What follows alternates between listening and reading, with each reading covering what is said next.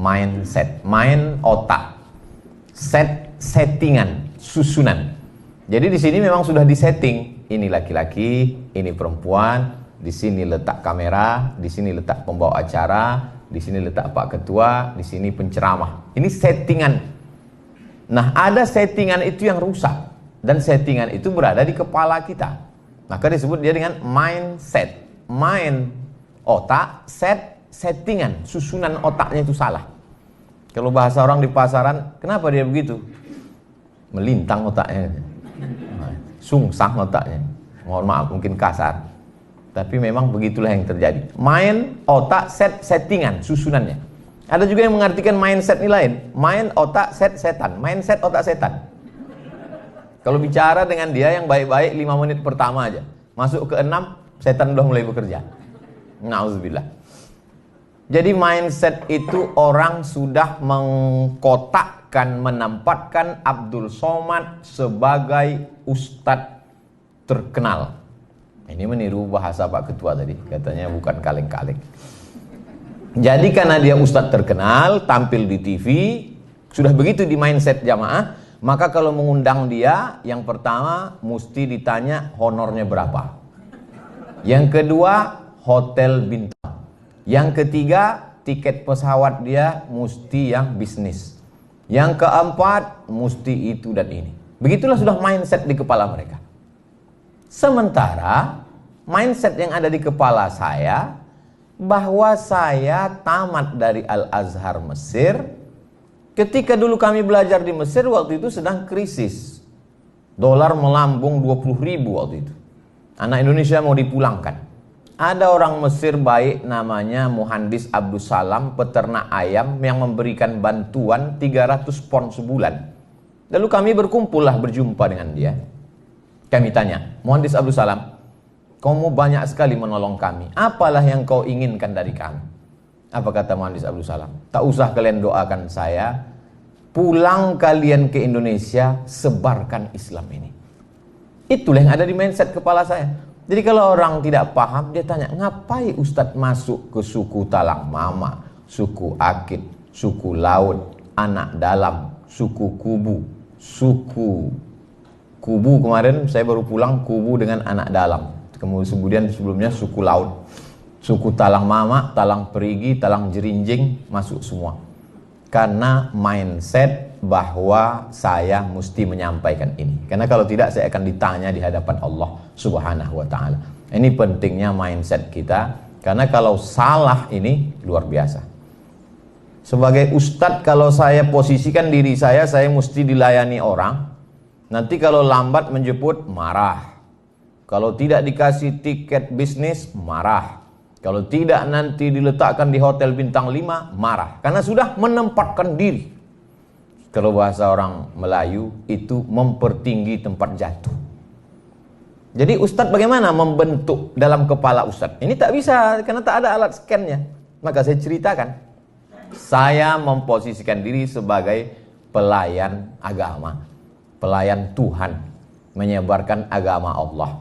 Makanya saya pergi kemana-mana, tak pernah saya tanya itu. Beberapa panitia menanya, ini nanti pesawatnya apa, tiketnya bagaimana. Saya bilang, saya kalau ada mobil kalian menjemput di Pekanbaru, saya datang. Datang tak dijemput, balik tak diantar.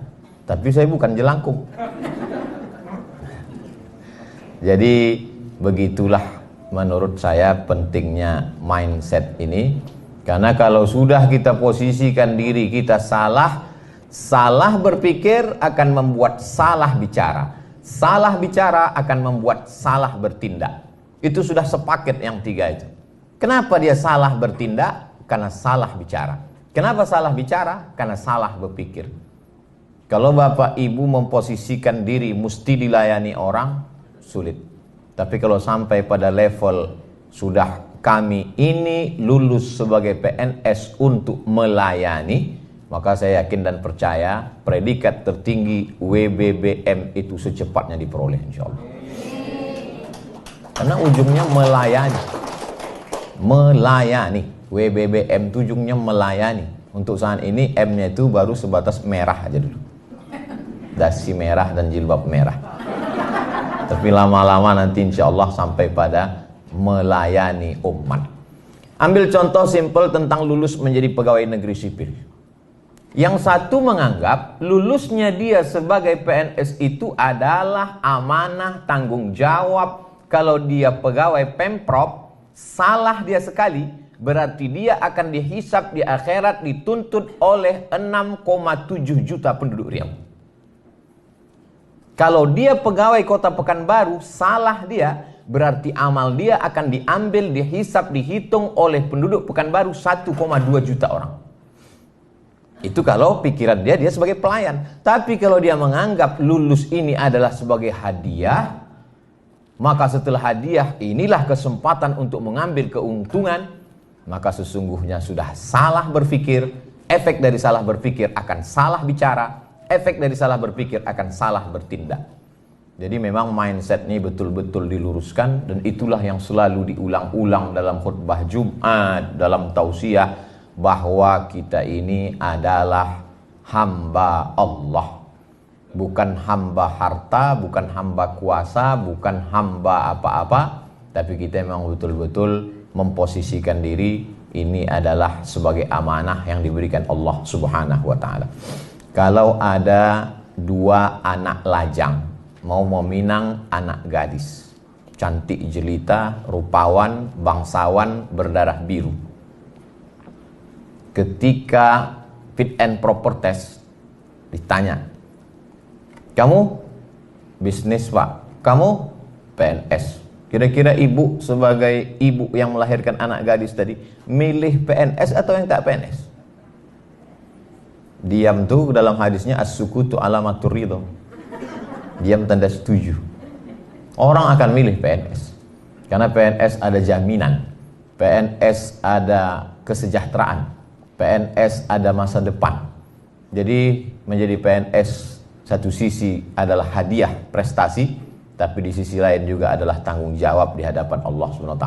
Saya yakin dan percaya Pengadilan Tinggi Agama Pekanbaru mendapatkan wilayah bebas korupsi itu adalah karena mindsetnya yang sudah lurus tadi, insya Allah. Amin. Tapi lurus pagi bisa bengkok siang. Itulah makanya kita selalu diajarkan untuk istiqomah, karena godaannya yang luar biasa.